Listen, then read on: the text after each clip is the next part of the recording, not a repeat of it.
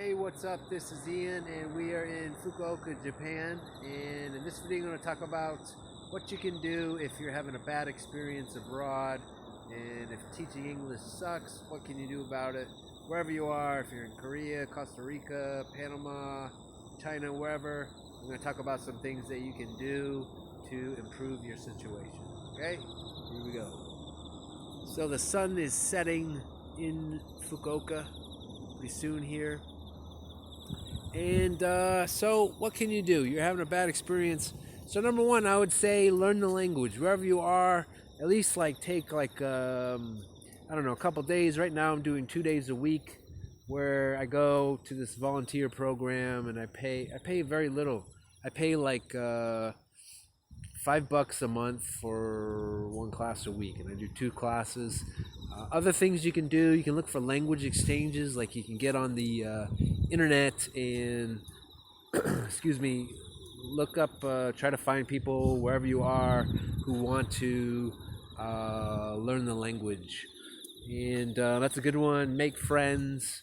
Yeah, I would say learn the language. I've lived in China, Korea, Taiwan, and Japan, and the place that I liked the least was Korea. And also, I could hardly speak any Korean when I lived there. Whereas like in China and Taiwan, I was interested in the culture, interested in the language, and I learned, because you got to apply yourself. This is the same with all these things. Like, you can't expect anything to just change magically. You've got to kind of apply yourself. You got to do stuff. So yeah, so that's my first thing, is to work on the language. And we're gonna save the best for last. Well, maybe not the best, but one of the most important ones, I think, for last. Okay, number two. Excuse me. Social. You need some kind of social connection, like a group that you can connect with, people that you can connect with.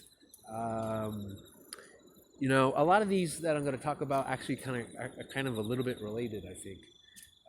For me, what works good is I practice judo and jujitsu, and I've been doing that for 5, 6 years, and I can pretty much go anywhere in the world and find a community doing that, and so it's like an immediate way to, make new friends and just kind of have social contacts, excuse me, social connections with humans and whatnot. And it's like an up close and personal kind of thing. It's a full contact thing, so it's not like yoga. I also practice yoga every day, but if you take a yoga class, you're on a mat and the next person's on their mat, and you're just still kind of isolated. Like maybe before and after class you can meet and talk with them, but yeah, so I don't know, other things like dance class. You can take a dance class. You could take any kind of martial arts like this. If you're in Asia, there's all kinds of different martial arts you can learn. Maybe you can go to bars and try to find other people that have your interests, and meet with them outside of the bar, whatnot. And that'll be the next thing that we're kind of moving to, is a hobby. Like, you need a hobby. I don't know what your hobby is, but you need one. So something you can do, maybe it's on your own. Like I said, I do judo and jujitsu. So that's kind of, I could say, a hobby.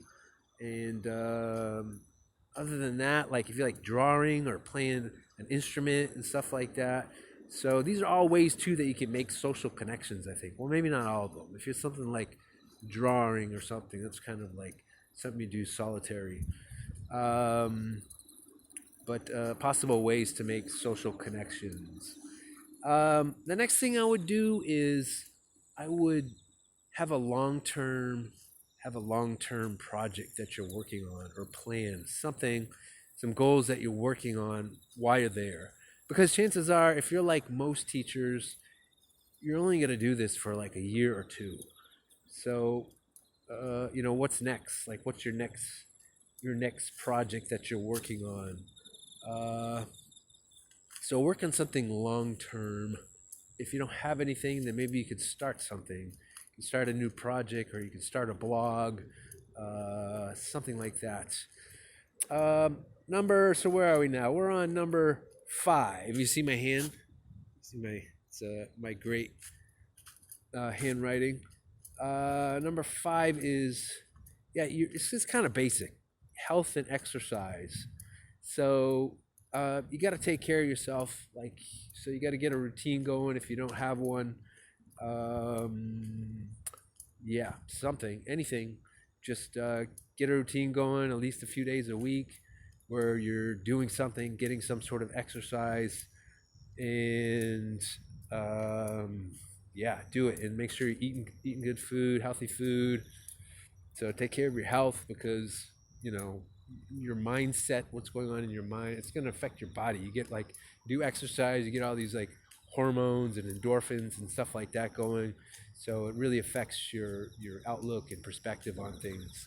So that's why I would say to do some exercise.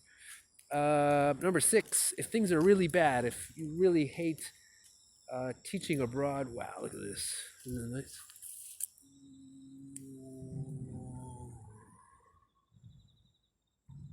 Wow, that's a nice one, huh? If you really hate teaching abroad, then change your job. You could quit your job, or you could quit your job and change the country, or basically your situation is if things aren't good, you got a few choices, 3 maybe. You accept it, you try to change it, or you just quit and get out of there, and go start somewhere else, start again somewhere else. So you can do that. Okay, and the last one is work on your teaching. It's your day-to-day job. It's where you're spending probably 30% or more of your time. A day is maybe teaching, maybe in a classroom. That's a lot. It's a big chunk of time. So if you don't like teaching, I wouldn't write it off and just say, well, I'm not a teacher. I think that's the majority of teachers out there, a majority of people out there teaching abroad are like that. They're not. I would say I'm like that too. I wasn't a natural teacher, It's just. But the thing is that you can learn. Anybody can learn. Anybody can improve. Anybody can get better.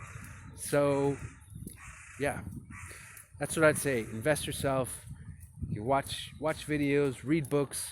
I've created some courses that are really focused. They're very practical. They're very. You're learning mostly by watching other teachers, which, ask me, this is the best way to learn. So other teachers in action. This is not lecture. These aren't theory or lectures or anything like that. And you can get feedback on assignments. And if you want, we can use. There's 5 written assignments at the moment in one course.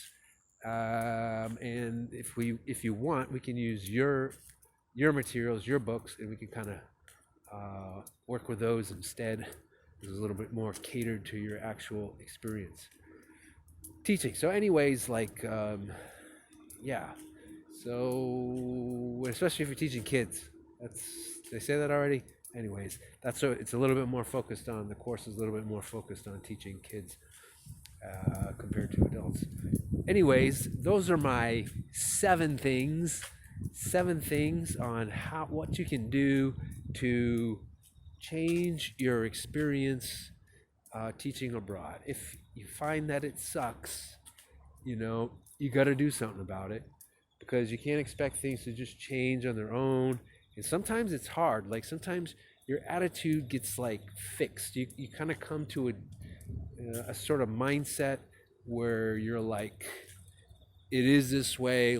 I kind of got that way with Korea. I didn't like it much. And, in retrospect, always, I do things differently. I would have left before it did. But, it's life and you got to deal with it. So wherever you are now, I would try to change your situation. You can improve it. You just got to you gotta like you gotta put an effort to all of them, all these things. Like, learn the language takes some effort, right? Um, Try to get some sort of social connection, social life going on. It takes a little effort. A hobby, takes a little effort. A long-term goal, work on a long-term goal, might take a little effort. Exercise, it takes effort.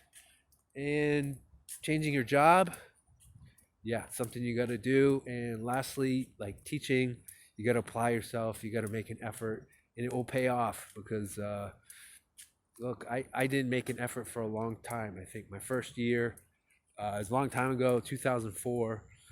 There wasn't really that many good materials out there or websites out there like there are now, like videos and stuff. It's like, and um, yeah, it was like a year and a half before I started to feel a little bit confident. And then I really learned the most when I started working on ESL Insider, actually. I started making videos, and yeah, um, that's when I learned the most about teaching because I applied myself. So that's it. So I hope you have a good one. This is Ian from Fukuoka, and the sun setting. Have a good one.